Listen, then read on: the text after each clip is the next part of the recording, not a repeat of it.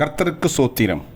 இன்றைய வேத வசனம் கொலேசேயர் 1:14.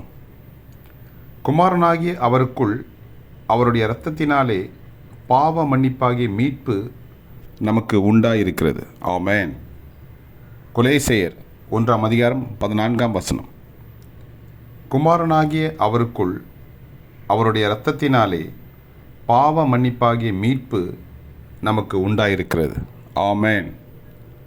கொலேசையர் 1:14. கர்த்தர் உங்களை ஆசீர்வதிப்பாராக, உங்களோடு கூட இருப்பாராக. ஆமென்.